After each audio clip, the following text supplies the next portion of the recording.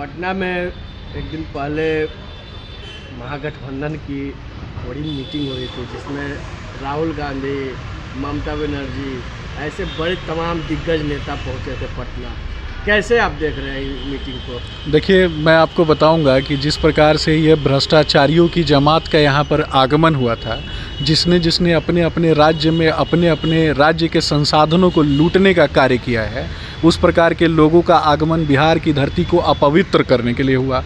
आज मैं आपको बताऊंगा कि गंगा का पवित्र तट जो है उसे किस प्रकार से अपवित्र करने का कार्य बिहार के मुख्यमंत्री नीतीश जी ने किया है, और जिस प्रकार का भ्रम वो पाल करके बैठे हुए हैं कि वो प्रधानमंत्री बनेंगे, वो उसी प्रकार से है जिस प्रकार से सूर्य को दिया दिखाना।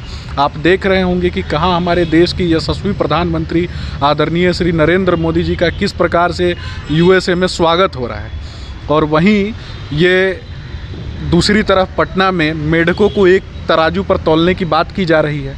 ये मेढकों की जमात और एक तरीके से मैं बोलूँगा भ्रष्टाचारियों की जमात है, जिसने राज्य को और देश को लूटने का कार्य किया है।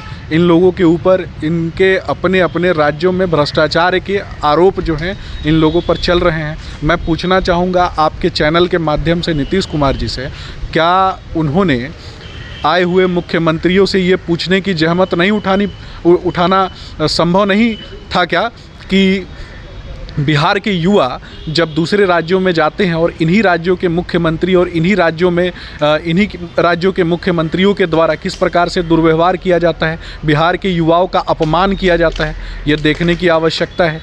बिहार का प्रत्येक व्यक्ति, बिहार का प्रत्येक नागरिक राजनैतिक रूप से सजग है, और मेरा मानना है कि इन्हें दिग्भ्रमित करने का जिस प्रकार से ये लोग कोशिश कर रहे हैं, ये संभव नहीं हो सकता है।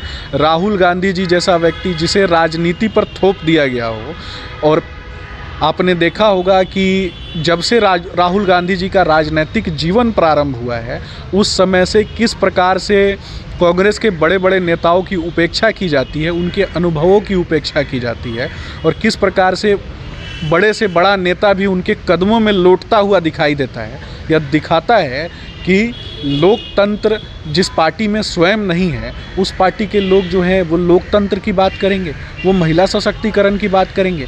आज महिलाओं के लिए, बच्चों के लिए, माताओं के लिए जिस प्रकार से आदरणीय प्रधानमंत्री नरेंद्र मोदी जी के द्वारा उज्ज्वला योजना, ODF प्लस आदि कार्य जो किए जा रहे हैं, यह अनुकरणीय है प्रत्येक व्यक्ति के लिए, राज्य की जनता के लिए और देश की जनता के लिए।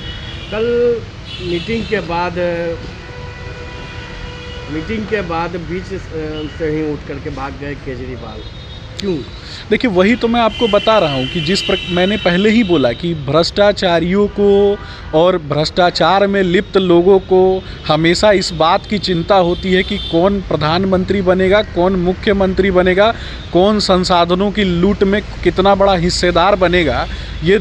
यही सारी चीज़ें इन लोगों के मन में चलती हैं।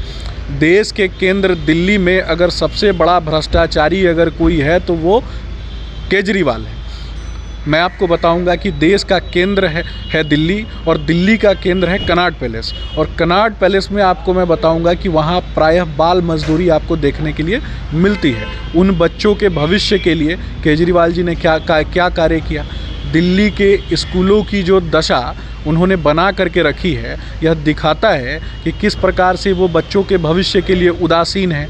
हवाला के पैसों के माध्यम से चुनाव लड़ने वाले लोग हमें राजनीतिक ज्ञान न दें, यह बेहतर होगा। और ये मेढकों की जो जमात है, और जिस प्रकार से एक तरीके से ये भ्रष्टाचारियों की जो जमात है, ये कभी भी देश की यशस्वी प्रधानमंत्री आदरणीय श्री नरेंद्र मोदी जी का मुकाबला नहीं कर सकती है। बिना दूल्हा कहीं ये लोग बारात निकल गए, दूल्हा कौन है इसमें? वही तो मैं आपको बता रहा हूँ कि ये लोग इतना बड़ा मंच जब इन लोगों ने सजाया, तो उस मंच का मुद्दा क्या था? उस मंच का मुद्दा सिर्फ ये था कि लिट्टी कैसा है और गुलाब जामुन कैसा है और दूल्हा कौन बनेगा। तो ये जो दूल्हा और दुल्हन की बातें जो हैं, इन सब से आगे निकलकर आम जनता के लिए अगर ये लोग सोचते, तो जनता जो है इन्हें अपदस्थ नहीं करती और जनता इन्हें दौड़ा करके भगाती नहीं। तो मैंने लिट्टी चोखा खाने आए थे लोग। बिल्कुल।